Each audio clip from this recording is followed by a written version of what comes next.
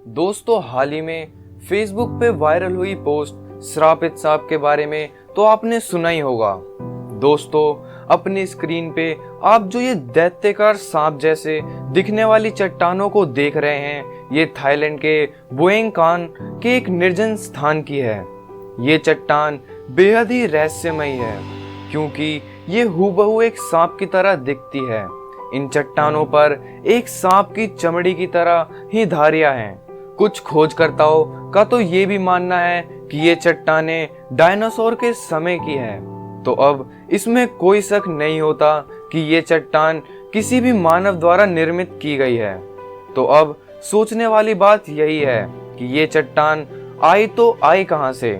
अगर आप इसके बारे में पूरे डिटेल में जानना चाहते हैं तो हमारी इस वीडियो को आखिरी तक जरूर देखिए, क्योंकि इसमें इस सांप से जुड़ी पूरी कहानी बताई गई है। तो चलिए इस वीडियो को स्टार्ट करते हैं। तो ये बात बहुत साल पहले की है, जब थाईलैंड में ही प्रस्तुत बुएंग कोंगलोंग डिस्ट्रिक्ट में कोंगलोंग लेक के पास एक राज्य हुआ करता था जिसका नाम रतप्पा नाखोन था, और उस राज्य के राजा का नाम उल्लू था। राजा उल्लू की पत्नी का नाम ग्वेंगलिया और पुत्री का नाम कुईकाम, जिसकी शादी संपत्ता से हुई थी। फिर बाद में संपत्ता और कुईकाम का पुत्र हुआ जिसका नाम फाहुंग था। फाहुंग जो था वो बहुत ही सुंदर और समझदार व्यक्तित्व वाला था। एक बार फाहुंग की मुलाकात एक बहुत ही खूबसूरत स्त्री से हुई जिसका नाम था नागकृंत रानी। नागकृंत रानी में एक जादुई आकर्षण था जिसके कारण फाहुंग को नागकृंत रानी से प्यार हो गया। जैसे जैसे समय चलता गया, दोनों एक दूसरे से मिलने लगे, एक दूसरे के साथ समय बिताने लगे, जिससे दोनों को ही एक दूसरे से बेइंतहा मोहब्बत हो गई। उन दोनों को ऐसा लगने लगा मानो कि वो दोनों ना जाने ही एक दूसरे को कितने समय से जानते हों।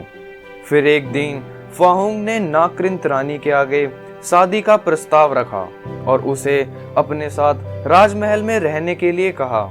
नागकृंत रानी इस प्रस्ताव से बहुत ज्यादा ही प्रसन्न हुई और उसे ये जान के भी बहुत प्रसन्नता हुई कि फाहुंग उसे कितना ज्यादा प्यार करता है। पर नागकृंत रानी को एक बात हमेशा सताती रहती थी कि कहीं फाहुंग को उसकी सच्चाई का पता न चल जाए। नागकृंत रानी एक सर्पयोनि की महिला थी जिसे थाईलैंड में नाका कहते हैं। जब नागकृंत रानी ने पहले फाहुंग को देखा तो उसने उसे आकर्षित करने के लिए ही खुद को एक स्त्री में परिवर्तित किया था। नागकृंत रानी वापस नागलोक गई और उसने अपनी सारी प्रेम कथा अपने पिता को सुनाई, जो कि नागलोक के राजा थे। नागकृंत रानी एक इंसान से शादी करना चाहती थी, लेकिन नागलोक के राजा इससे चिंतित थे क्योंकि आज तक कभी भी इंसान और नागों की जोड़ी कभी सफल नहीं हुई थी।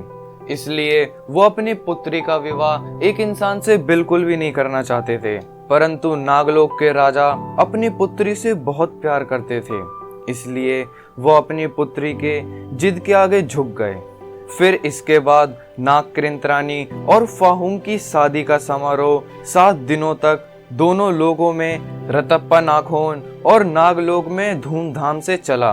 दो राज्य के मिलन के संदर्भ में नागलोक के राजा ने रतप्पा नाखोन के राजा उल्लू को एक बेहद कीमती और रत्न जड़ित ताज उपहार स्वरूप भेंट किया। रतप्पा नाखोन की प्रजा को नागकृंत रानी के एक नाग की पुत्री होने का सच्चाई के बारे में नहीं पता था। 3 साल बीत गए। नागकृंत रानी और फाहुंग का कोई भी संतान नहीं हुई, और ये होना भी लाजमी था क्योंकि एक सर्पयोनि और एक जीवयोनि कभी भी जीव उत्पत्ति नहीं कर सकते थे। इस बात की चिंता नागकृंत रानी को अंदर ही अंदर खाने लगी और वो बहुत ही ज्यादा बीमार रहने लगी। जब वो मनुष्य योनि में बहुत ज्यादा ही बीमार हो गई तो उसने सर्प योनि में जाना ही सही समझा। पर जब नागकृंत रानी मनुष्य से सर्प में बदल रही थी तो उसे एक नौकरानी ने देख लिया। ये देखकर वो नौकरानी बहुत ज्यादा ही भयभीत हो गई। नागकृंत रानी की नागिन बनने की कहानी पूरे राज्य में आग की तरह फैल गई। जब रतप्पा नाखून के राजा और पूरी प्रजा को नागकृंत रानी की सच्चाई के बारे में पता चला तो उन्हें बहुत ज्यादा ही दुख हुआ। नागकृंत रानी सर्प रूप से मनुष्य रूप में आने की बहुत ज्यादा कोशिश कर रही थी, पर बीमार होने के कारण वो ऐसा नहीं कर पाई। नागकृंत रानी राजा और लोगों के दिल से अब निकल चुकी थी। राजा उल्लूह ने नागलोक के राजा को एक पत्र लिखा कि वो अब अपनी पुत्री को यहाँ से ले जाए। फाहूम ये सब देखकर दुख में चला गया, क्योंकि वो चाहकर भी नागकृंत रानी की सहायता नहीं कर पा रहा था। नागलोक के राजा अपनी पुत्री से बहुत ज्यादा ही प्यार करते थे, और जब उनको अपनी पुत्री की हालत के बारे में पता चला तो वो बहुत ज्यादा ही गुस्से में आ गए।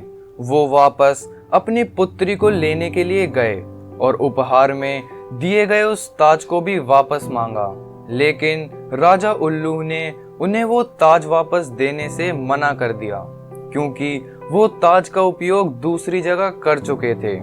जब नागलोक के राजा ने ये सारी बात सुनी तो उनका क्रोध 7वें आसमान पे चला गया और उन्होंने उल्लू से कहा कि वो रतप्पा नाखून वापस आएंगे उसका नामो निशान मिटाने।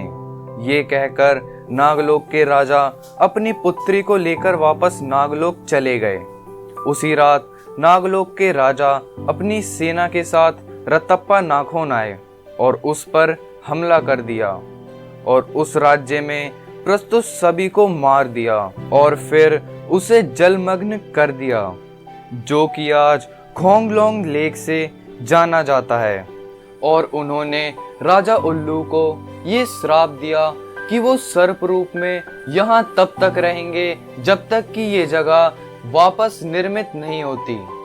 और वहाँ के लोगों का यही मानना है कि ये बड़ी सी नागरूपी चट्टान राजा उल्लू ही है।